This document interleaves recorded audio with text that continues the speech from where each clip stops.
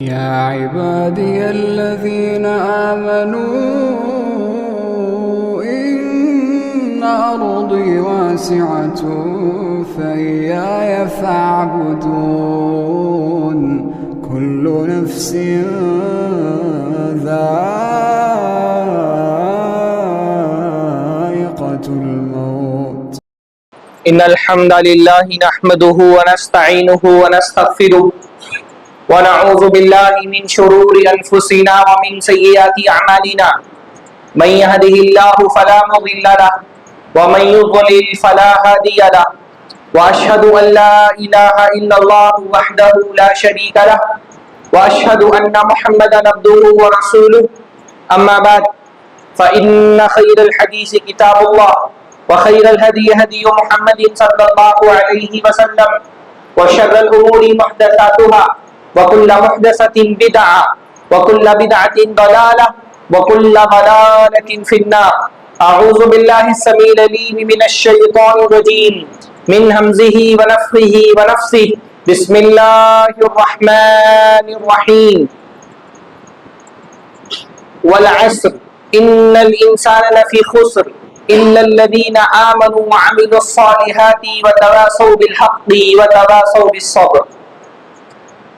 سب سے پہلے ہر طرح کی حمد و ثنا، تعریف و توصیف اللہ رب العزت کے لیے لائق اور زیبا ہے، جس نے ہم کو اسلام کی نعمت سے سرفراز فرمایا اور ایمان کی دولت سے نوازا.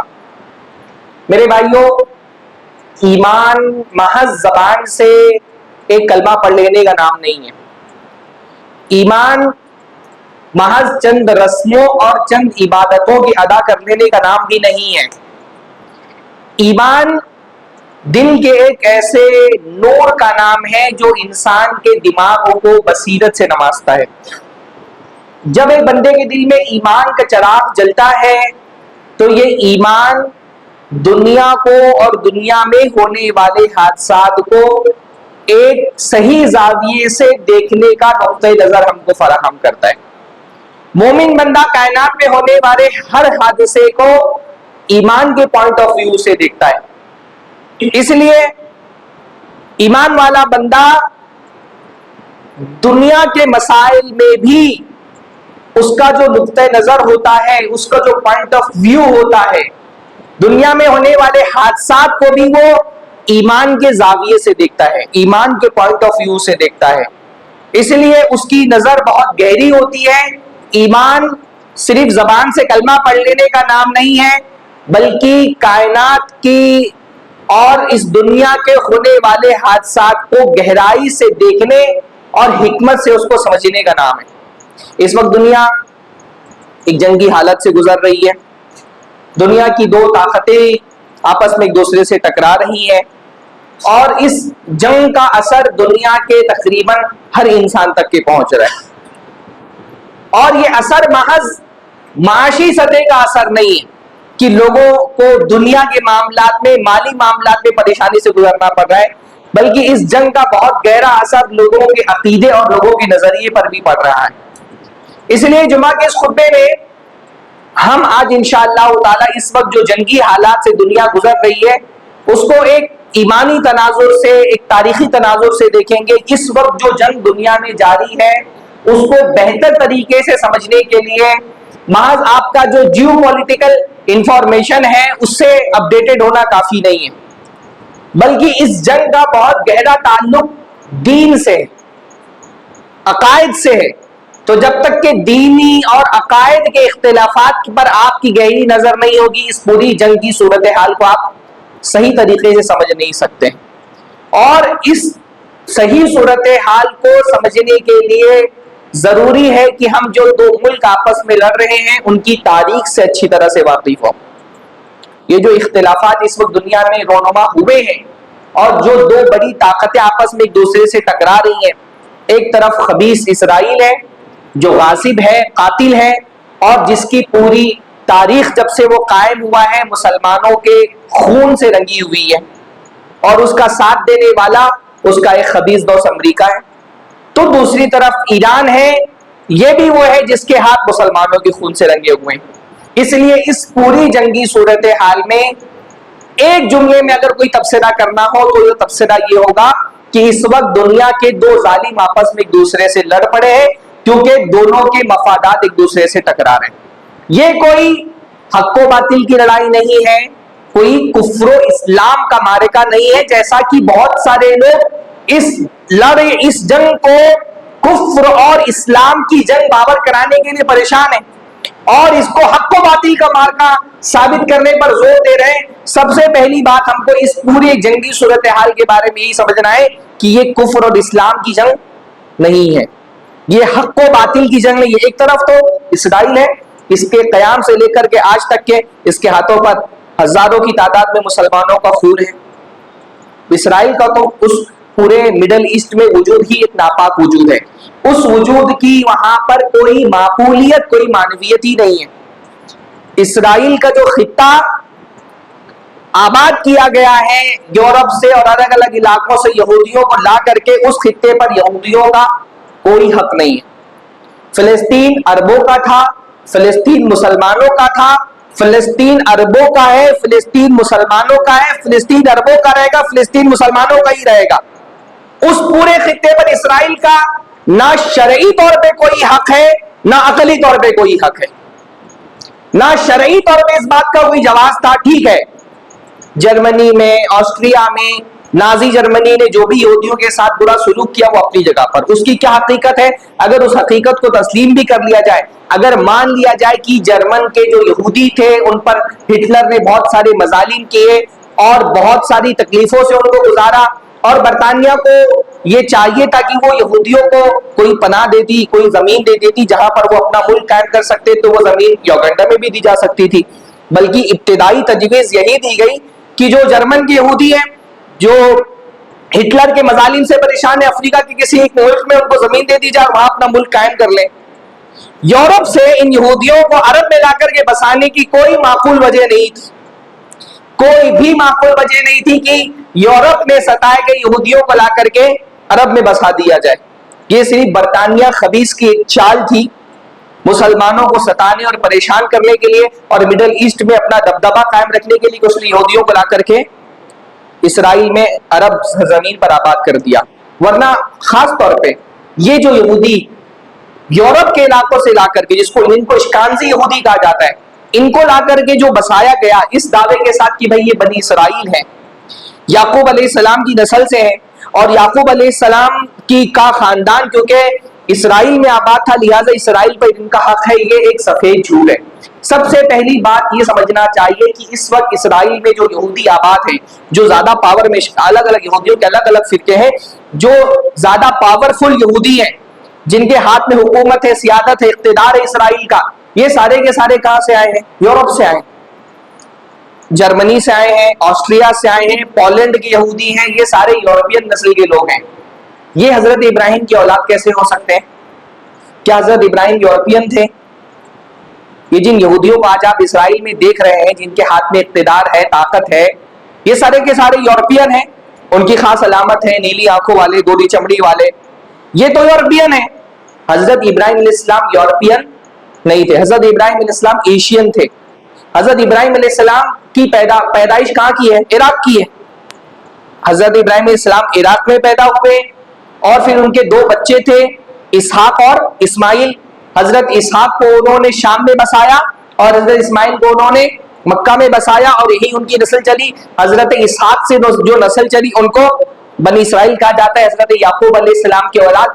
تو بنی اسرائیل بنیادی طور پہ یورپین نہیں تھے، عراقی تھے۔ تو ان کا یہ دعویٰ کرنا کہ ہم حضرت یعقوب علیہ السلام کی نسل سے ہے، یہ دعویٰ ہی غلط ہے۔ یہ جو گوری چمڑی اور نیلی آنکھوں والے یورپین یہودی ہیں، یہ تو ہے بھی نہیں حضرت یعقوب علیہ السلام کی نسل سے۔ ان کو لا کر کے عرب میں بسانا اور یہ کہنا کہ فلسطین کا جو خطہ، جو ملک ہے، اس پہ ان کی حکومت ہے اور ان کا اقتدار ہے اور ان کا پیدائشی حق ہے اس سرزمین پر، یہ ایک سفید جھوٹ ہے۔ ان کا اس اسرائیلی ریاست کا فلسطین میں وجود نہ شرعی اعتبار سے صحیح ہے، نہ عقلی اعتبار سے صحیح ہے، نہ تاریخی اعتبار سے صحیح ہے۔ تاریخی اعتبار سے بھی ایک الگ موضوع انشاءاللہ تعالی اس پر کبھی گفتگو ہو سکتی ہے۔ تاریخی اعتبار سے بھی فلسطین کا جو خطہ ہے وہ ہر زمانے میں عربوں کا خطہ رہا ہے، عربوں کا ملک رہا ہے۔ اس پہ کبھی بھی کسی یورپی قوم کا حکومت اور اقتدار نہیں رہا ہے. تو یہ تو ہے ہی ظالم. ان کے مظالم کی تو ایک پوری تاریخ ہے اور وہ انشاءاللہ تعالی کبھی گفتگو کا موضوع ہوگا. اور اسرائیل کے ظالم ہونے میں اہل اسلام کا کوئی اختلاف بھی نہیں ہے. دنیا میں اگر شیطان کے ساتھ سب سے زیادہ نفرت اگر ایک مسلمان کسی سے کرتا ہے تو وہ یہودی اسرائیلیوں سے کرتا ہے. حالانکہ وہ پوری تاریخ کی جو ان کا ڈائسپورا کا دور تھا، جب ان کو نکالا گیا ہے فلسطین سے، رومی جو ٹائٹس رومی تھا اس نے جب انہیں اسرائیلی یہودیوں کو نکالا تھا، ان کا سب سے بہترین دور، سب سے پرسکون دور وہ رہا جب یہ مسلمان حکومتوں کی ماتحتی میں رہے. مسلمان حکومتیں جو عثمانیہ حکومت تھی یا جو اندلس میں حکومت تھی امویوں کی، جتنا ان یہودیوں کو تعاون اور ان یہودیوں کی حمایت اور حفاظت مسلم حکومتوں سے ان کو ملی ہے کبھی نہیں ملی. عیسائی تو ہمیشہ سے ان کی دشمن رہے ہیں، ان پر مظالم کے پہاڑ توڑتے رہے ہیں. جو بھی تعاون ان کو ان کی تاریخ میں ملا، حمایت ملی، جو ان کو پناہ ملی، وہ مسلم حکومتوں میں ہی ملی. لیکن جب سے یہ خبیث اسرائیل ریاست کا قیام ہوا ہے، ان کی پوری تاریخ مسلمانوں کے خون سے رنگی ہوئی ہے اور ان کا ساتھ دینے والے قدم قدم پر امریکہ ہے. عربوں نے 3 جنگیں ان سے لڑی، لیکن ٹھیک ہے، اللہ تعالیٰ نے جنگوں میں کبھی مسلمانوں کی قسمت میں فتح رکھی ہے، کبھی کافروں کی قسمت فتح رکھی ہے. عرب اپنے پلاننگ میں کامیاب نہیں ہو سکے امریکہ کے تعاون کی وجہ سے. تو ایک طرف تو یہ ظالم امریکہ ہے اور اس کے ساتھ اسرائیل ہے، دوسری طرف جو طاقت ان سے لڑ رہی ہے، جن کے آپس میں لڑائی ہو رہی ہے، وہ ایران ہے. اور مسلمان، اگر اسرائیل کی تاریخ مسلمانوں کے خون سے رنگی ہوئی ہے تو ایران کی تاریخ بھی مسلمانوں کے خون سے رنگی ہوئی ہے.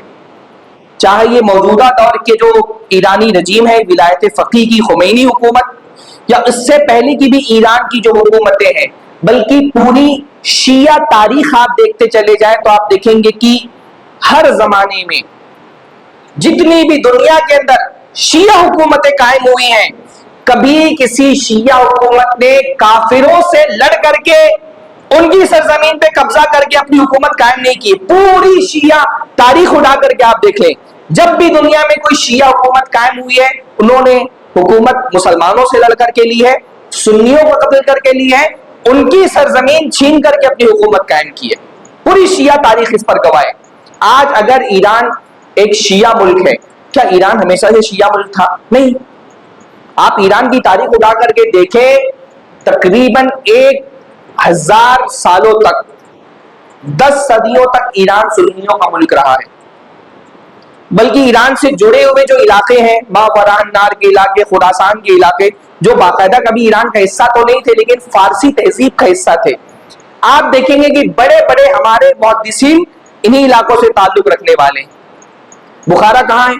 بخارا، سمرقند، ماوران نار کے جو علاقے ہیں، نسا، ترمذی، امام نسائی، یہ جو بڑے بڑے محدثین کے آپ نام سنتے ہیں، ان کا تعلق کن علاقوں سے؟ یہ ایران سے جڑے ہوئے جو خراسان اور ماوران نار کے علاقے تھے، انہی علاقوں سے ان کا تعلق تھا.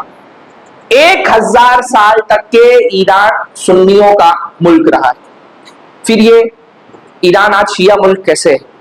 صفوی خاندان جو ایران پر اس حکومت سے پہلے والی کچھ حکومتوں میں جو پہلا شیعہ خاندان تھا جس نے ایران پر کی حکومت قائم کی، باقاعدہ صفوی خاندان، اس صفوی خاندان کا ایک بادشاہ تھا شاہ اسماعیل.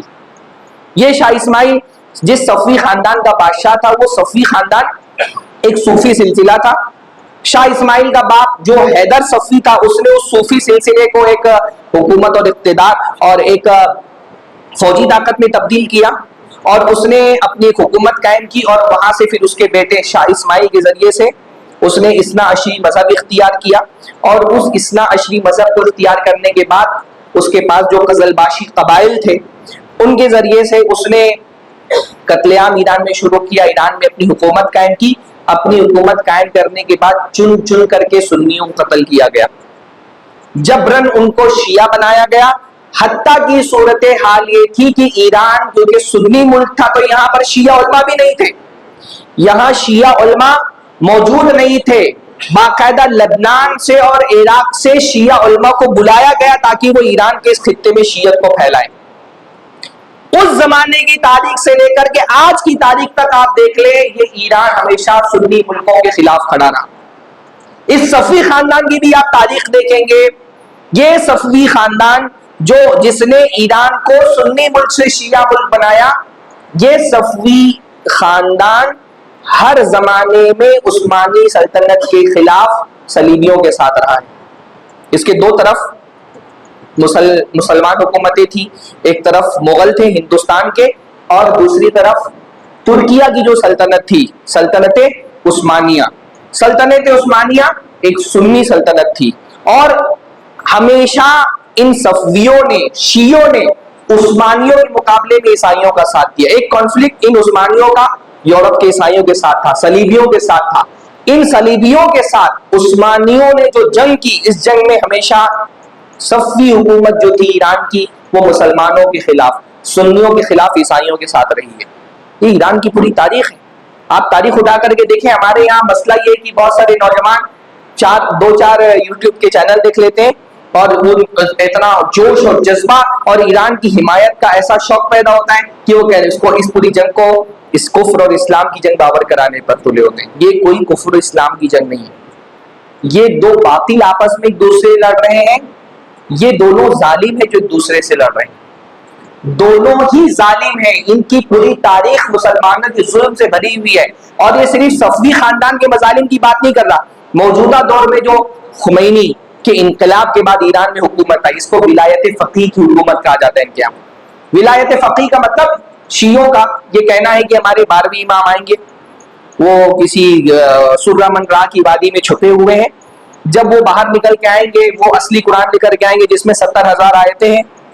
وہ جب ہمارے 12ویں امام آئیں گے تو نعوذ باللہ حضرت ابوبکر، حضرت عمر کو قبر سے نکال کر کے اور ان کو کوڑے لگائیں گے نعوذ باللہ، اور سولی پر چڑھائیں گے، اور نعوذ باللہ حضرت عائشہ کو سولی پر چڑھائیں گے، اور دنیا میں شیعہ حکومت قائم کریں گے. یہ ان کا ماننا ہے. ان کے آنے سے پہلے ان کی حکومت کے لیے راہ ہموار کرنے کے لیے ایک ولایت فقیہ کی حکومت کا تصور خمینی نے دیا، اور اس تصور کے ساتھ ایران میں ایک انقلاب آیا. رضا شاہ پہلوی جو ان کا بادشاہ تھا، اس کی حکومت کا تختہ پلٹ کیا گیا. یہ خمینی اس کو باقاعدہ، یہ کہاں سے آیا؟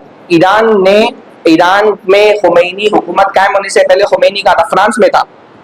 فرانس نے باقاعدہ اس کو ایران میں پلانٹ کیا. انقلاب آیا ایران کے اندر، خمینی حکومت آئی، اور جب سے یہ حکومت قائم ہوئی ہے، آپ اس کی پوری تاریخ دیکھیں، اس کی پوری کوشش رہی ہے کہ اپنی سرحدوں کو بڑھائے، اور جو پورا عرب کا خطہ ہے وہاں پر بھی شیعہ حکومت قائم کرے. آپ خمینی کے خطبات پڑھیے، خمینی جو پاسداران انقلاب کے جو بڑے بڑے رہنما ہیں ان کی تقریروں کو سنیے. وہ بار بار اس عزم کو دہراتے رہے ہیں کہ جو خمینی انقلاب ایران میں آیا ہے وہ ایران تک کے محدود نہیں رہنے والا. ہم اس انقلاب کو آگے بڑھائیں گے، اور آگے بڑھا کر کے پورے عرب کو پر شیعہ حکومت قائم کریں گے. یہ ان کا ہمیشہ سے عزم رہا ہے، اور اس کوشش میں وہ ہمیشہ لگے رہے. آج آپ جو دیکھ رہے ہیں کہ ایران کہ اس کانفلکٹ میں کوئی مسلم ملک اس کے ساتھ کھڑا ہوا دکھائی نہیں دے رہا. اس کی وجہ کیا ہے کہ جب سے یہ خمینی حکومت قائم ہوئی ہے، اس نے ہر مسلم ملک کے خلاف سازشی اقدامات کیے. یمن میں اس نے حوثیوں کو کھڑا کیا، وہاں سنیوں کو قتل کیا گیا. باقاعدہ سعودی عرب پر بلکہ کعبۃ اللہ تک پر میزائلیں داغنے کی کوشش کی گئی. بڑی تعداد میں سنیوں کو حوثیوں کے ذریعے سے قتل کروایا گیا. لبنان کی پوری صورتحال دیکھیں. ایرانی حکومت نے حزب اللہ کو سپورٹ کیا، اسلحے فراہم کیے، اپنے لوگوں کو بھیجا. آپ صورتحال دیکھیں عراق میں، افغانستان میں، سیریا میں. صرف ان 3 ملکوں میں ایران نے جو آج تک کے کیا ہے.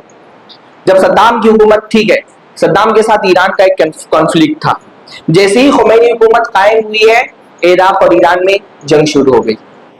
عراق اور ایران کی اس جنگ میں آپ معلوم کریں، باقاعدہ دستاویز موجود ہے. ایرانی انقلاب کے جو رہنما ہیں، جو سب سے پہلا وزیر اعظم تھا ایرانی حکومت قائم ہونے کے بعد، اس وزیر اعظم کا باقاعدہ انٹرویو ہے کہ جب ایران اور عراق کی جنگ شروع ہوئی ہے، سب سے بڑا ہتھیاروں کا سپلائر ایران کا کون تھا؟ اسرائیل تھا. سب سے زیادہ ہتھیار عراق کے خلاف لڑنے کے لیے ایران کو کس نے فراہم کیے؟ اسرائیل نے فراہم کیے، اور فری میں نہیں فراہم کیے. اس احسان کا بدلہ ایران نے کیا دیا اسرائیل کو؟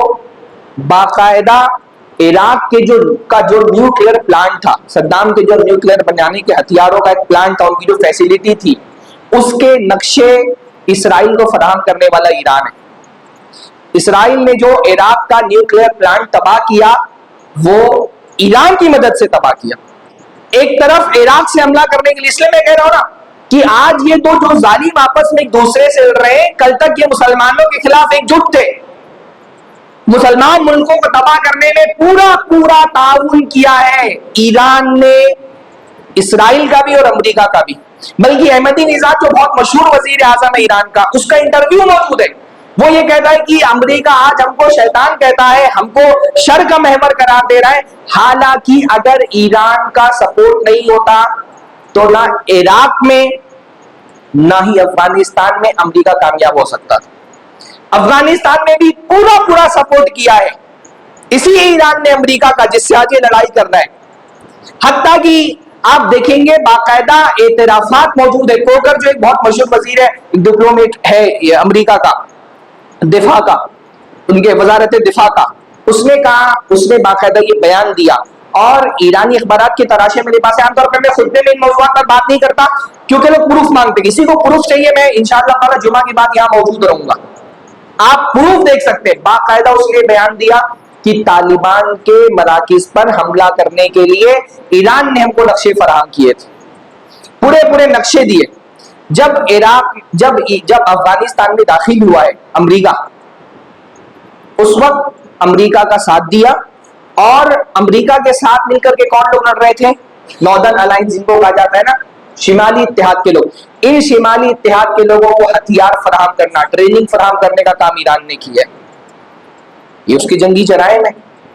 آج یہ دو لوگ آپس میں لڑ رہے ہیں. عراق میں آپ دیکھیں باقاعدہ امریکی ٹینکوں پہ بیٹھ کر کے شیعہ سنیوں کے گاؤں میں داخل ہوئے. یہاں پر الجزیرہ کی ایک رپورٹ کل میں پڑھ رہا تھا، شیعہ ڈیتھ اسکواڈ، ان کی شیعوں کی باقاعدہ امریکہ کا جب قبضہ ہوا ہے عراق پر، شیعوں کے باقاعدہ گروپس تھے جو کیا کرتے تھے، پولیس کی یونیفارم میں داخل ہو جاتے تھے سنی دیہاتوں میں، سنی علاقوں میں، اور چن کر کے مسلمانوں کو مارا گیا، ان کی عورتوں کا ریپ کیا گیا. بعد کے ادوار میں جب کھدائی کی گئی تو سنی علاقوں سے 20 30 50 قبریں سنیوں کی نکلی ہیں. مارنے والے کون تھے؟ یہی ایران کی حمایت یافتہ عراقی ملیشیا، اور عراق میں جو ایران کے بھاڑے کے قاتل تھے وہ تھے ہزاروں کی تعداد میں. اور عراق اور افغانستان کو جانے دیں، یہ چیزیں تو شاید آپ کو لگے کہ خفیہ ہے. ایران کے جو جرائم ہیں سیریا میں، شام میں 5 لاکھ کے قریب، یہ میں اندازن بول رہا ہوں، وہ موتیں جو رپورٹ میں آئی ہیں، 5 لاکھ کے قریب سنیوں کو ایران نے قتل کیا ہے سیریا میں. پچھلے 20 سال میں جتنے سنیوں کو ایران نے قتل کیا ہے، اسرائیل نے 70 سال میں اتنے مسلمانوں کو قتل نہیں کیا. 5 لاکھ کے قریب مسلمانوں کو شام میں مارا گیا. اور مارنے والا کون تھا؟ ایران، اس کی باقاعدہ اس کی حمایت یافتہ گروپس، خاص طور پہ حزب اللہ جو متحرک تھا سیریا میں، اور اس کے ساتھ بشار الاسد. اللہ رب العالمین کا بہت بڑا فضل ہے کہ آج اس کی حکومت ختم ہو گئی. یہ بشار کون تھا؟ بشار شیعہ تھا، بلکہ بشار شیعوں کے غالی فرقوں میں سے تھا جس کو نصیری فرقہ کہا جاتا ہے. نصیری فرقہ ایک ایسا فرقہ ہے جو حضرت علی کو معبود مانتا ہے، اور اتنا غالی فرقہ ہے کہ اسنا عصری شیعہ، ان کو 12 شیعہ کہا جاتا ہے نا، جو ایران کے شیعہ ہے، یہ اسنا عصری شیعہ بھی نصیریوں کو مسلمان نہیں مانتے تھے. لیکن جب اس بشار کے ساتھ سنیوں کا کانفلکٹ شروع ہوا ہے تو ایران نے نہ ہی کی بھرپور حمایت کی، بلکہ اپنی فوجیں، اپنے آفیسر قاسم سلیمانی، جب تک کہ سیریا میں کانفلکٹ جاری رہا مسلمانوں کا، بشار الاسد کے ساتھ قاسم سلیمانی سیریا میں موجود رہا. 5 لاکھ کے قریب مسلمانوں کو قتل کیا ہے ایران اور اس کی حمایت یافتہ چیزوں. یہ دو ظالم ہیں جو آپس میں ایک دوسرے سے لڑ رہے ہیں. یہ حق و باطل کی لڑائی، یہ کفر و اسلام کی جنگ نہیں ہے. ہمارے یہاں بہت سارے نادان لوگ جو شیعت کی حقیقت سے واقف نہیں ہے، وہ یہ کہتے ہیں کہ بھائی اس اختلافی ماحول میں، جنگ کے اس ماحول میں فرقہ وارانہ اختلافات کی بات نہیں کرنا چاہیے. یہ لوگ اصل میں اس بات سے واقف ہی نہیں ہے کہ شیعوں کے ساتھ جو ہمارا اختلاف ہے وہ کوئی فرقہ وارانہ اختلاف نہیں ہے، وہ کوئی مسلکی اختلاف نہیں ہے. شیعوں کا دین ہمارے دین سے بالکل الگ ہے. یہ ایک الگ موضوع ہے انشاءاللہ تعالی. میرے پاس اتنا وقت نہیں کہ اس کی تفصیل میں جاؤں. انشاءاللہ ایک پورا خطاب میں آپ لوگوں کے سامنے کبھی کروں گا جس میں آپ کو میں بتاؤں گا کہ شیعوں کا دین ہمارے دین سے الگ ہے. ایک صاحب مجھ سے کہنے لگے کہ بھائی جو بھی ہو امریکہ کے مقابلے میں ایران تو ہمارا کلمہ گو بھائی ہے. میں نے کہا بھائی یہ آپ کی غلط فہمی کہ آپ کا کلمہ گو بھائی ہے. ہمارا دین ان کے دین سے الگ ہے, ہمارا کلمہ ان کے کلمے سے الگ ہے. آپ کہتے ہیں ہمارے کلمہ کو بھائی ہے. شیعوں کا کلمہ کیا ہے؟ شیعوں کا کلمہ لا الہ الا اللہ محمد رسول اللہ پہ ختم نہیں ہوتا. ایک تیسری چیز ہے جس کی گواہی آپ جب تک نہ دے دیں ان کے آپ مسلمان ہی نہیں ہوتے. وہ کیا ہے؟ لا الہ الا اللہ محمد رسول اللہ علی ولی اللہ. جب تک کہ جو ولایت کا تصور ہے, ہمارے ہاں اسلام کے 5 ارکان ہیں, نماز, شہادتیں, نماز, روزہ, حج, زکات. شیعوں کیا بھی دین کے 5 ارکان ہیں, نماز, روزہ, حج, زکات. 5واں رکن کیا ہے؟ ولایت, جو امامت کا سلسلہ. انشاءاللہ کبھی موقع ملا تو میں اس پر تفصیل سے میں بتاؤں گا کہ شیعوں کا مذہب, شیعوں کا دین ہمارے دین سے بہت الگ ہے. ان کا مذہب ہمارے مذہب سے الگ ہے. وہ ایک الگ دین کے ماننے والے, ہم ایک الگ دین کے ماننے والے ہیں. ان کا دین ہمارے دین سے اس کے مساجد الگ ہیں, ان کے عقائد الگ ہیں. ہمارے یہاں توحید کا تصور ہے, ان کے یہاں شرک کا تصور ہے. ہمارے یہاں دین کا مصدر سنت ہے, اللہ کے نبی صلی اللہ علیہ وسلم کی حدیث ہے. ان کے یہاں دین کا مصدر ان کے 12 امام ہیں. ہمارا دین ان کے دین سے بالکل جدا ہے. ہمارے دین کا ان کے دین سے اور ان کا دین کا ہمارے دین سے کوئی تعلق نہیں ہے. وہ کوئی اسلام کا ایک فرقہ نہیں ہے, اسلام سے الگ ایک دین ہے وہ. بھائی اور بھی اختلافات ہیں, اہل حدیث جو بندی اختلاف ہے, حنفی اہل حدیث اختلافات ہیں. یہ اختلافات مسلک کی سطح کے, پر سنیوں کا شیعوں کے ساتھ جو اختلاف ہے وہ کوئی مسلک کا اختلاف نہیں ہے کہ لوگ بولتے ہیں ایسے معاملے میں مسلکی اختلافات کی بات نہیں کرنا چاہیے. اور یہ کہنے والے زیادہ تر ہمارے یہاں جماعت اسلامی کے لوگ ہیں. جماعتیں آپ دیکھیں گے کہ ہندوستان میں سنیوں کی تمام جماعتوں میں ایک جماعت ہے جو ہر محاذ پر شیعوں کے دفاع کے لیے کھڑی ملتی ہے, اور وہ جماعت اسلامی کے لوگ ہیں. ورنہ آپ دیکھیں گے بلکہ جماعت اسلامی یہاں تک کہ شیعوں کے, کیونکہ دونوں کے عقائد اور نظریات بہت ملتے ہیں. ہمارے یہاں جماعت اسلامی جیسے ان کے یہاں دین سیاست کا نام ہے, ویسے شیعوں کے یہاں دین سیاست کا نام ہے. دونوں کو دین کا دیکھنے کا نظریہ کیا ہے؟ دونوں دین کو سیاست کے چشمے سے دیکھتے ہیں. ان کے یہاں ولایت فقیہ کا تصور ہے, اور جماعت اسلامی کیا اقامت دین کا تصور ہے, جو اصل میں اقامت حکومت کا نام ہے. اور شیعوں کا ولایت فقیہ اور جماعت اسلامی کیا اقامت دین کا جو تصور ہے نا, وہ بہت میچ کرتا ہے ایک دوسرے سے. دونوں دین کو کیونکہ سیاست کے چشمے سے دیکھتے ہیں, اس لیے دونوں ایک دوسرے کے بہت چہتے اور محبوب ہیں. دونوں کے یہاں صحابہ کا تان پایا جاتا ہے. ایک طرف مولا مودودی کی کتابوں میں صحابہ پر تان و تشنیع ہے, اور شیعوں کا تو دین ہی صحابہ کو گالی دے رہے ہیں. تبرہ ان کے دین کا حصہ ہے, صحابہ کو گالیاں دینا. تو دونوں کے نظریات, دینی نظریات ان کے بہت ایک دوسرے سے ملتے ہیں. اس لیے آپ دیکھیں گے کہ آپ شیعہ کے خلاف کوئی بات کریں, شیعہ بعد میں اپنے دفاع کے لیے آتے ہیں, جماعت اسلامی کو آپ پہلے شیعوں کے دفاع میں کھڑا پاتے ہیں. تو میرے بھائیوں بس اتنی سی بات مجھے آپ کو بتانی ہے کہ یہ کوئی کفر و اسلام کی, حق و باطل کی جنگ نہیں ہو رہی ہے. دو ایسے ممالک آپس میں ایک دوسرے سے ٹکرا رہے ہیں جن کی تاریخ مسلمانوں پر ظلم اور زیادتی سے بھری ہوئی ہے. اگر اب اس تاریخ سے واقف نہیں, آپ خاموش رہیں. بھائی ضروری تھوڑی کہ ہر مسئلے میں آپ اپنی کوئی رائے رکھیں. آپ اگر اس پوری تاریخ سے, ایران کے اس مظالم سے, امریکہ اور اسرائیل کے مظالم سے واقف نہیں, آپ اجمالی طور پر اللہ سے دعا کریں کہ اللہ تعالیٰ ظالم کو ہدایت دے یا تباہ و برباد کر دے, مظلوم کا ساتھ دے. ہاں, اور اگر کچھ نہیں کرنا ہے تو آپ خاموش رہیں. لیکن یہ کہ شیعوں کے دفاع کے لیے ہمارے جماعت اسلامی کے لوگ بار بار یہ پروپیگنڈا کر رہے ہیں کہ آج ایران پر امریکہ نے جو بم برسائے اور جیسے اس کی گھیرا بندی کی ہے, ایران کا کیا قصور ہے سوائے اس کے کہ وہ فلسطین کے سنی مسلمانوں کے لیے کھڑا ہو گئے. بہت سارے جاہل لوگ یہ بول رہے ہیں کہ یہ جو ساری جنگ شروع ہوئی ہے یہ فلسطین کی حمایت کے لیے شروع ہوئی ہے. کتنی بے وقوفانہ بات ہے. اگر یہ جنگ ایران فلسطین کی حمایت کے لیے لڑ رہا ہے تو یہ جنگ تو تب شروع ہونی چاہیے تھی جب غزہ تباہ ہو رہا تھا. اس وقت یہ جنگ کیوں نہیں شروع ہوئی جب غزہ تباہ کیا جا رہا تھا؟ ہاں, اور اگر یہ جنگ فلسطین کے لیے لڑی جا رہی ہے تو آپ نے 10 نکات کا جنگ بندی کا معاہدہ دیکھا ہوگا. ان 10 نکات میں کہیں آپ نے غزہ اور فلسطین کا نام پڑھا؟ اگر یہ جنگ فلسطین کے لیے لڑی جا رہی ہے, غزہ کتنا بے وقوف, ہندوستان کا مسلمان کتنا بے وقوف ہے. ہاں, یہ جنگ جو اپنے مفادات کے لیے لوگ لڑ رہے ہیں اس کو فلسطین کی جنگ قرار دے رہے ہیں. ہاں, فلسطین کی جنگ قرار دیا جا رہا ہے. آپ نے وہ جو 10 نکات دیکھے جو ایران نے باقاعدہ فراہم کی ہیں جنگ بندی کی شرطیں, کہ اگر یہ 10 کام اگر کر لیے جائیں, ہماری 10 شرطیں مان لی جائیں, ہم جنگ بندی کر دیں گے, آپ نئے ہرمز قوم کھول دیں گے. ان 10 نکات میں کہیں پر فلسطین کا یا غزہ کا ذکر ہے. اگر یہ جنگ غزہ کے لڑی جا رہی ہے تو پہلی شرط تو یہ ہونی چاہیے کہ غزہ کے مسلمانوں کو آزاد کیا جائے, تب ہماری طرف سے جنگ بندی ہوگی.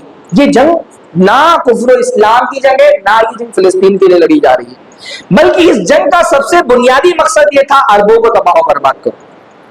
یہ جنگ اصل میں اسرائیل اور ایران کی نہیں, اسرائیل ایران کی عربوں کے خلاف جنگ ہے. اس وقت پوری جو صورتحال دیکھ رہا ہے وہ اس بات کو بہت آسانی سے سمجھ سکتا ہے کہ ایران کا اصلی ٹارگٹ اسرائیل ہے ہی نہیں, ایران کا اصلی ٹارگٹ عرب ہے. جتنے بھی میزائل اس وقت ایران نے داغے ہیں 15% میزائل صرف اسرائیل پہ داغے ہیں, باقی 85% میزائل کس پر داغے گئے؟ سعودی عرب پر, عمان پر, قطر پر, کویت پر, امارات پر خصوصی طور پہ. اور صرف ایسا نہیں کہ وہاں کے فوجی اڈوں پر, وہاں کی عوامی مقامات پر سویلینز کو ٹارگٹ کیا گیا ہے, حتیٰ کہ ہندوستان کا ایک ہندو بیچارہ اس میں مارا گیا سعودی عرب پر جو ایران نے میزائل داغا ہے اس میں. یہ جنگ عربوں کے خلاف جنگ ہے. یہ مجوسی ہیں, ان کو عربوں سے نفرت ہے. دوسری طرف امریکہ ہے, وہ بھی بہت اتاولا ہے کہ کسی طرح سے عرب بھی جنگ میں کود کر کے اپنی معیشت کو تباہ و برباد کر دے. ایران خود تو تباہ و برباد ہو چکا ہے, وہ چاہتا ہے کہ اپنی تباہی کے ساتھ عربوں کو بھی تباہ و برباد کر دے. میں تو سمجھتا ہوں اس وقت, میں نے یہ نہیں کہہ رہا کہ عرب کے لوگ کوئی دھول کے دھلے ہوئے لوگ ہیں, بھائی نہ عرب کے لوگ فرشتے ہیں, نہ عرب کے لوگ انبیاء ہیں, نہ عرب حکومتیں ہمارے دین کا مصدر ہے. لیکن اس پوری صورتحال میں دیکھیں عربوں پر میزائل داغنے کا ایران کے پاس کیا جواز ہے. جب یہ جنگ شروع بھی نہیں ہوئی تھی اس وقت ہی سعودی عرب کے شہزادے نے یہ اعلان کر دیا تھا کہ ہم اس جنگ کے سپورٹ میں نہیں ہیں, اپنی زمین ہم ایران پر حملہ کرنے کے لیے فراہم نہیں کریں گے. حالانکہ اگر عرب کے ممالک امریکہ کے ساتھ ہو بھی جائے تو وہ قصوروار نہیں ہے, کیونکہ اب تک کے عربوں پر حملہ کرنے کے لیے ایران رشیا کا ساتھ دیتا رہا. رشیا کے جن فائٹر جیٹ نے سیریا پر حملہ کیا ہے ان کو بیس کنہوں نے فراہم کیا تھا؟ ایران نے فراہم کیا تھا. آپ یہ بتائیں اگر اپنے ملک کی حفاظت کے لیے امریکہ سے تعاون لینا غلط ہے تو سیریا پر حملہ کرنے کے لیے رشیا کو اپنی زمین فراہم کرنا کیوں نہیں غلط ہے؟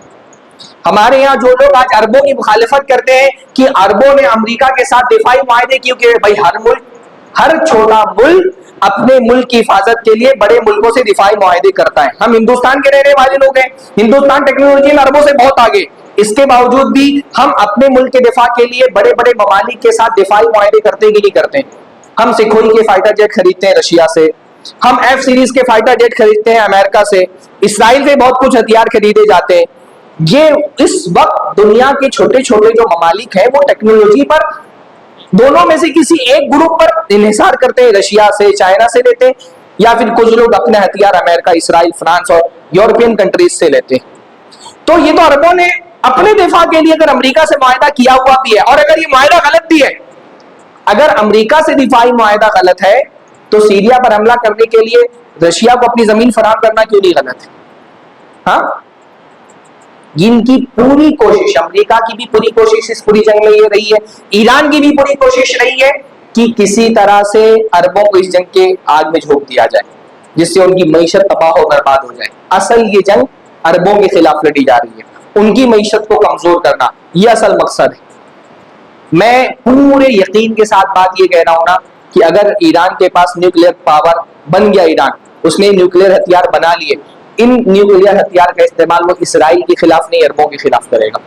اتنی ان کے دلوں میں نفرت ہے عربوں کو لے کر کے, اتنا بغض ان کے دلوں میں عربوں کے لیے بھرا ہوا ہے, سنیوں کے لیے بھرا ہوا ہے. ان کی پوری تاریخ اس بات کی گواہ ہے. آپ پوری شیعت کی تاریخ دیکھ لیں, جب بھی مسلمانوں پر کوئی برا وقت آیا ہے آپ دیکھیں گے کہ شیعہ ہمیشہ مسلمانوں کے خلاف کھڑے رہے. جب ہلاکو اور تاتاریوں کی فوج بغداد میں داخل ہوئی خلافت عباسیہ کے دور میں, مسلمانوں کے خلاف غداری کرنے والے کون تھے؟ ابن القمی وغیرہ شیعہ تھے. ہندوستان میں خود ٹیپو سلطان کے خلاف انگریزوں کا ساتھ دینے والے شیعہ تھے.